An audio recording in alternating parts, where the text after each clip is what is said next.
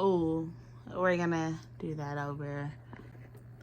Good morning, everybody. My name is Lataya. I'm the multifaceted mom. Today, we're talking about a financial reset, y'all. Now, as 2023 is coming, as 2023 is here, it is time for us to get clean and pretty, and let's just get clear with our finances. Something that happened to me this year was I started budgeting. And when I say budgeting, I started kind of looking at being mindful of where my money was going, being mindful of what I was spending it on. And this year from last year, I had a significant financial increase from a new job. However, I was like, when I was making less money, I spent so much money unnecessarily. Like, it was kind of insane. To give you a rundown, I'll be back. Okay, so I am going to offer tips on how to do a financial reset. So I did a financial reset and it definitely helped me. And the way I describe a financial reset is pretty much getting clean with your money, knowing where your money is going, assigning your dollar to where it's supposed to go. And the reason why I had to do this was because I transitioned from a 2-income household to a 1-income household. And a lot of that brought on, just basically making sure that I have to budget. I'm a very proactive person. I don't wait until I'm like super broke to be like, oh, I gotta get my life in order. I'm kind of more like, it's some life changes happening. Let me prepare. Not only that, I think that I was so tired of, when I did do my budget, I would always have like $100 or $200 in my account just in case I forgot something was coming out. And quite frankly, that's very irresponsible because you want to know what's all coming out of your account. You want to know, where your money is going. So I have 10 tips to help you reset financially. So first, look over your bank statement. Look over the previous bank statement and see what you spent your money on. Now, I did this. This leads to number 2. Right now, each bill that comes out, even small expenses. So I want to show you guys my little spreadsheet that I did. I divided my stuff up into categories. I did food, Starbucks. I know it's so sad that Starbucks has its own category. I did entertainment, Afterpays and Affirms. I did bills and more bills, like smaller bills. And I found out how much money I was spending. Y'all, I just gotta take my glasses off. I found out that I was spending so much money on Starbucks, on food. I almost spent $400 on fast food, and that doesn't even count Starbucks. Starbucks was $155, and it actually went down because I remember calculating it before, and I actually spent around $250, which is a car note.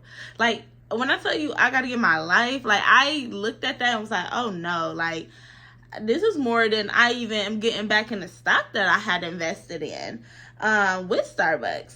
I spent around $740 for entertainment. And y'all,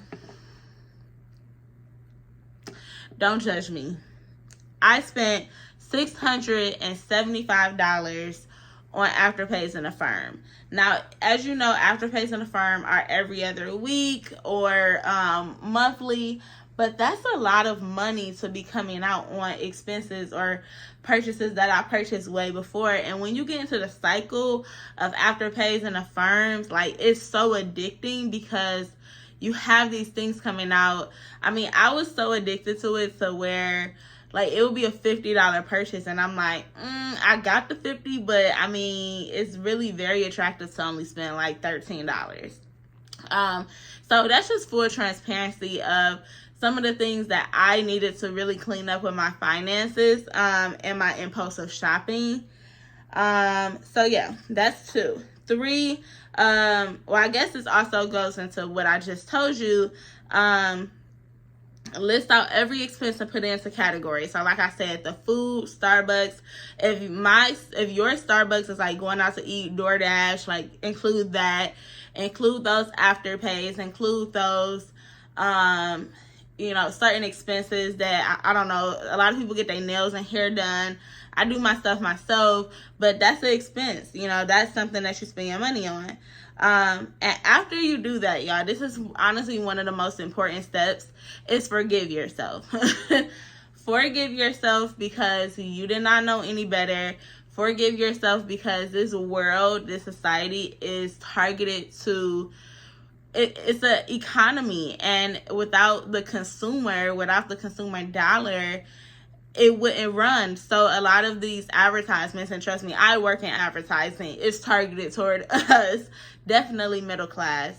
A lot of these commercials and media and ads that pop up, all of this stuff is pushing you to buy. So you are nothing more than, at this point in time, or just think of it as, it's just the way you were raised. It's the way that the society has shaped our brain to be consumers. And from this point, you have to forgive yourself, and move on. But the most important part is really just taking accountability and understanding that you can make different decisions tomorrow, the next day, the next hour. You are not who you were the day before. So if you were impulsive shopping, you do not have to be an impulsive shopper the next day. 5, identify what you want to cut out. For me, I cut out DoorDash. I cut out Starbucks. Like I said, I got rid of the app. I got rid of Amazon app. I got rid of the Target app. Really all of the store apps I had to get rid of because it was just too easy to just go and buy without even second guessing. And especially if I had a sale, especially if they had a sale and it would show up on my Facebook. I also got rid of Facebook, the app, off my phone, because it was just so many ads that was on there, and I would be scrolling and just see like a random sale, or maybe like a dress from Old Navy for like $2 for my daughter. So I was like, I go on there and it's just too easy to buy. I'm trying to think what else I cut out. I definitely cut out Afterpays and Affirms. I just stopped paying them, and I listed them out in my snowball method, which is why I wanted to show you guys the Dave Ramsey book. He talks about paying off your debt in the snowball method, or that's one of the methods that he lists out. And it's pretty much putting your debts from smallest to largest and paying them off, smallest to largest. With this, I have paid off 2 credit cards, and I'm on my 3rd credit card that I want to pay off. So whatever that is for you, do what you have to do. I've decreased my Starbucks budget from like $200 to maybe like $30 within the last couple months, to be honest, because I've been fixing a pitcher of iced coffee, and that's really my thing. I'm weak for iced coffee. So I was like, I can do this at home. If I want whipped cream, I can do it at home. If I want caramel drizzle, I can literally do it at home. Cancel subscriptions if you have to.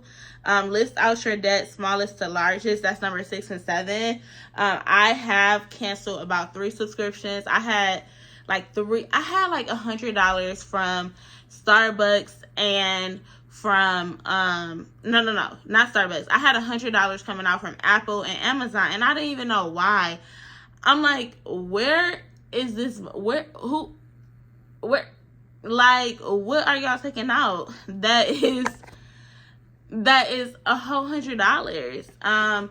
So you really want to be cognizant of, what's coming out your account. I canceled about 5 subscriptions. I canceled my gym membership because I said I can't even get to the gym anyway. with my daughters. I had 2 gym memberships, one with a kids club and one without. The one with the kids club at the YMCA was $90, but I started to really fall in love with working out at home because it's so much easier. And that's something I felt like I couldn't do before. I'm trying to see. Create sinking funds is number 8. So sinking funds is another thing that Dave Ramsey talks about in his book, saving for the things that you want to do. So for me, I love vacations. So I have 3 vacations pretty much planned out. I'm going to Turks and Caicos in April. I'm going to Iceland in September. And I'm also going to Atlanta in August. So I know I just think that. But, for example, my plane tickets are paid for Turks and Caicos, but, my hotel costs, I'm splitting with my friends, $300. So between January to then, split how much money do I need to save to get to that? How much money do I want to spend on my hair, so you want to tuck these things into envelopes and really just save up for them. So then by the time you get there, you're not coming broke, going to the vacation broke, and you're not coming broke, or coming back broke as well. Same with certain sinking funds for my daughter's summer shopping. I have a really bad habit. That's honestly where a lot of the impulsive shopping comes from, because I might feel like they don't have enough. And I know last year I got Lori stuff from the thrift store, which I started to do, and a lot of this, I spent like $400 at one point for her, and then next thing you know, like throughout the summer, I was getting different things. I was getting like $100 here, $100 here, like $100 here and there, and especially once Lila came. So just planning for those things is really key. And now that I have 2 kids, I really just want to do better with planning for their vacation, or for their summer shopping, for their fall shopping. So I kind of want to have that as a bill. You can have an envelope, but for me, I just made a separate bank account online for them. So then that way I can kind of just assign money to that bank account. Don't look at it, don't use it until it's time to go shopping for them. And then number 9 is create boundaries for yourself around your triggers. Now, for me, going into Target is real life a trigger for me. Like, I don't know what it is. So something that I started to do was, if I know, hey, I just got paid, which is another trigger for me. I tend to spend more. I know I'm everywhere, but hear me out. For one, Target is a trigger. Second, I tend to spend more the weeks that I get paid. Like if I got paid yesterday, I would have a spending budget of $200, and I would spend $150 of it within the first weekend between shopping and going out. So I didn't pace myself, and that's something that I learned, that okay, when I get paid, I really should start doing no spend days the weeks that I get paid, so then I can pace myself. If it's every other day, okay, I'm gonna spend this much money, I want to go to the movies. So it's just really being intentional about what you're doing with your money, and that's what creating those boundaries forces you to do. Oh, another thing, y'all, the trick, this last week, I challenged myself to only spend $100 in a week, and no matter what, I had wanted to feel the consequence of my decisions. And I literally did the same thing. I spent about 50% of that $100 within the first weekend, and I had it. So during a week, I'm stretching $50. Like, I'm stretching. I'm like, okay, I'm going to spend 10 here. And then next thing you know, I do an impulsive shopping or impulsive fast food buy, and now I only have $20 to last me 3 days. Now, of course, it's not all the money I have in my account. Let me just say that. But I wanted to feel the consequences of my decision. So if that meant if I want some food, I only have $10 between today and tomorrow, okay, maybe I might go to the dollar store and get some snacks, or just kind of, take that edge off, or whatever the case is. Like, it's just certain things like that.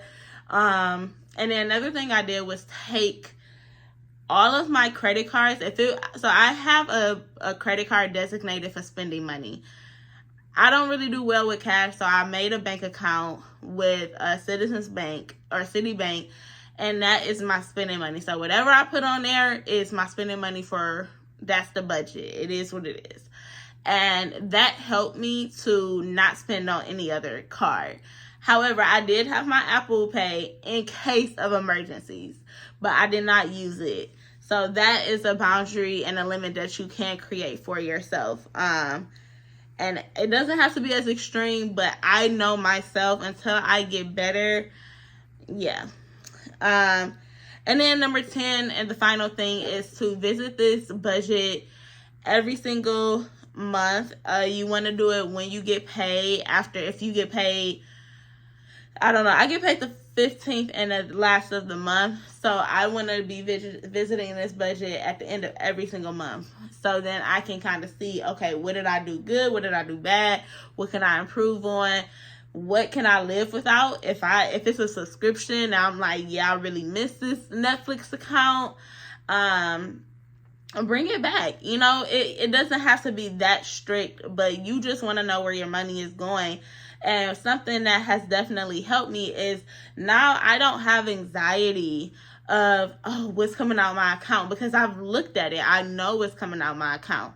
I don't have to be afraid to look at my account anymore, which I was before, because now I can say, oh, I know that this $2 subscription that I have for extra storage space is coming out on this day. So I can make a spreadsheet of, okay, this is coming out, these are all the bills that's coming out. And it just really helps you to not be so anxious around money, to not feel so unsafe, because I know with me, I would be scared to check my account. Like, dang, what came out that I forgot?